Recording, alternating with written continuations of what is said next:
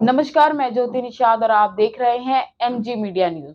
अभी हमारे साथ मौजूद हैं बीजेपी के नेता राकेश भास्कर और जो अभी बजट पास हुआ है उसके बारे में हम उनसे बातचीत करेंगे। नमस्कार सर। नमस्ते। तो जो अभी 1 फरवरी को निर्मला सीतारमन ने बजट पेश किया है उससे लेकर लोगों में काफी उत्साह थे कि अब की हमें काफी राहत मिलेगी बजट को लेकर। और एक तरफ ये बीजेपी के लिए भी बहुत महत्वपूर्ण बजट था, बीजेपी सरकार के लिए, क्योंकि जो आने वाले लोकसभा चुनाव है 2024 के, उनके लिए ये बजट एक नींव का काम करेगी। तो आपको क्या लगता है कि जो आम जनता देख रही थी राह, उस लायक बजट आया है या नहीं? पहले तो एमजी मीडिया न्यूज के दर्शकों को भी हम बधाई देते हैं, शुभकामना देते हैं और भारत के यशस्वी प्रधानमंत्री आदरणीय नरेंद्र भाई मोदी जी और भारत के वित्त मंत्री आदरणीय निर्मला सीतारमन जी को बधाई देते हैं हम एमजी मीडिया न्यूज के माध्यम से। और जो लोग इस चैनल को देखते हैं, फॉलो करते हैं, उनके माध्यम से कि अभी ये बजट जो है भारत को एक नया भारत बनाने में कामयाब होगा, जहां मोदी जी ने हर सेक्टर को,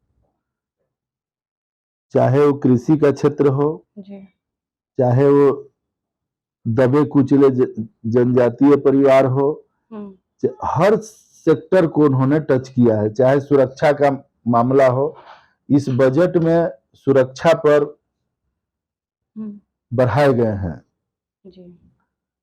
इस बजट में जनजातीय परिवार जो समाज के मुख्य धारा में अभी तक नहीं आ पाए हैं, जिस गति से आना चाहिए था आजादी के बाद से, उनके मुख्य धारा में मेन स्ट्रीम में लाने का पूरा प्रयास माननीय मोदी जी कर रहे हैं। पहले एक मैसेज दिया भारत के राष्ट्रपति के रूप में आदरणीय द्रौपदी मुर्मू जी को बनाकर, दूसरा इस बजट में उनके लिए जो प्रावधान किया गया है, बजट उनके अनुरूप बनाया गया है, उस वो भी एक बड़ा मैसेज देने का काम किया। दूसरा, रक्षा के क्षेत्र में जिस तरीके से चीन और दुनिया के कई देश आंख दिखाने का काम कर रहे थे, उनको सही तरीका में लाया गया। पाकिस्तान को भी सर्जिकल स्ट्राइक का बाकी माध्यम से तो दिखाया ही गया, और आज हम बजट में प्रावधान लाकर और इक्विपमेंट खरीदकर अपने को इतना मजबूत कर रहे हैं कि दूसरा देश का साहस भी नहीं हो कि हमारे तरफ वो देखे। तीसरी बात, आज दुनिया में जिस तरह की स्थिति है, पाकिस्तान में आज लोग भूखे मर रहे हैं, जिस तरीके से आज उनका हर चीज में गिरावट आया है, उसमें आज जीडीपी भी बढ़ा और बजट में इस तरीके से प्रावधान लाकर, और भारत आज नंबर 1 पोजीशन पर, हम अगर कहें तो कोई अतिशोक्ति नहीं होगा। जिस तरीके से लोग 14 तक हमको देखता था और अमेरिका हम पर आंख दिखाता था, पाकिस्तान, चाइना, सब हम लोगों पर आंख, आज उन लोग का आंख नीचे झुका हुआ है। और इस बजट में गरीब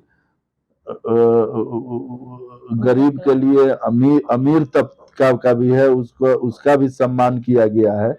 गरीब की गरीबी दूर हो, उसके थाली में सबको आज भोजन की व्यवस्था हो, सबको रोजगार मिले। इस तरह का रोजगार का मतलब ये नहीं होता है, जैसे हम देखे अब कांग्रेस के पास या अन्य दलों के पास कुछ भी नहीं रह गया है बोलने के लिए, क्योंकि इस बजट में कुछ काटने लायक है ही नहीं। हर तबका खुश है, चाहे आप छोटे व्यापारियों से आप पूछे, छोटे छोटे कुटीर उद्योग, बाकी आप एक उदाहरण हम आपको देते हैं कि खादी में 1 लाख से अधिक लोगों को ऋण दिया गया, छोटा कुटीर उद्योग के लिए।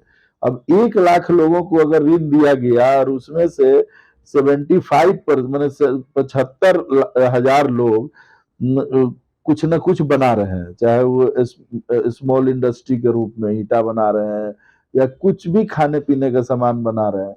उनके साथ उनके परिवार के 5 लोग इन्वॉल्व हैं और 4-5 स्टाफ इन्वॉल्व हैं, उसके भी परिवार इन्वॉल्व है।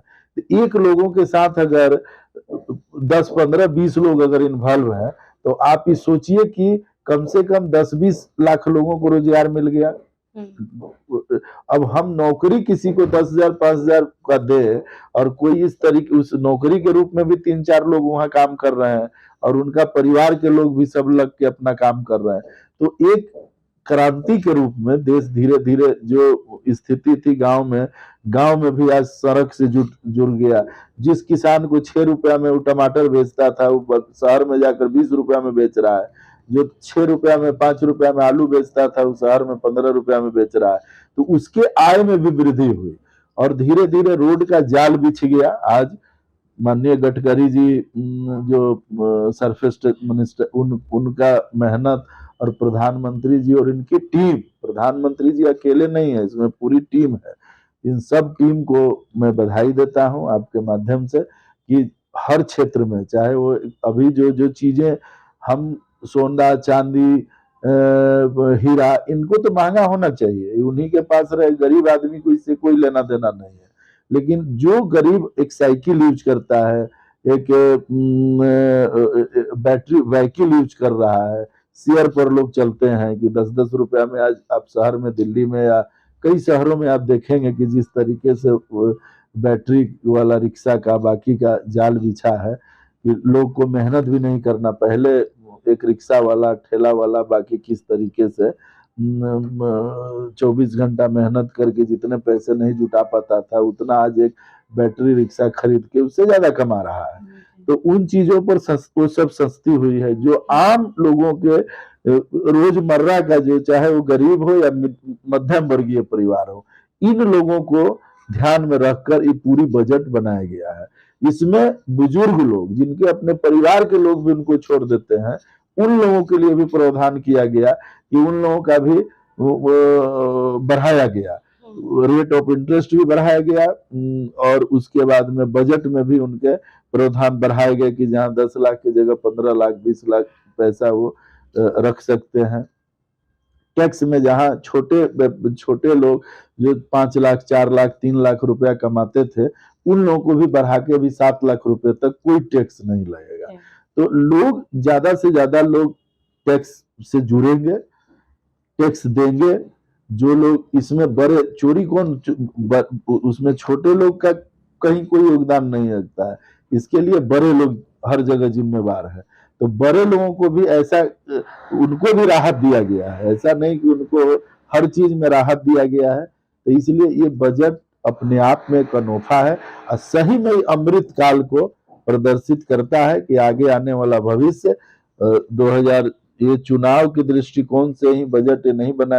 हर आदमी जो पार्टी रहेगा तो आकलन करता है, तो आरोप करेगी, आरोप प्रत्यारोप तो लगते, उनके पास कुछ है ही नहीं। एक चीज अगर बता दें, हमने तो केवल यही सुना कि विपक्ष में, केवल विपक्ष ने एक कि रोजगार नहीं है। तो रोजगार का मतलब क्या होता है, पहले तो उनको डिफाइन करना होगा कि रोजगार का मतलब 5,000 10,000 20,000 की नौकरी रोजगार नहीं होता कि नौकरी, बेरोजगारी, कहाँ बेरोजगारी बढ़ा है। कल तक हम अगर एक ड्राइवर स्किल पर, इतना स्किल पर ध्यान दिया गया और इतने लोगों को स्किल किया गया कि आज, पहले आप देखते थे ड्राइवर 10,000 5,000 में नौकरी, आज 20,000 में ड्राइवर नहीं मिलता है, प्लम्बर नहीं मिलता है। ये ट्रेंड है, कहीं ना कहीं काम कर रहे हैं और हर लोगों को आज स्किल की जरूरत है।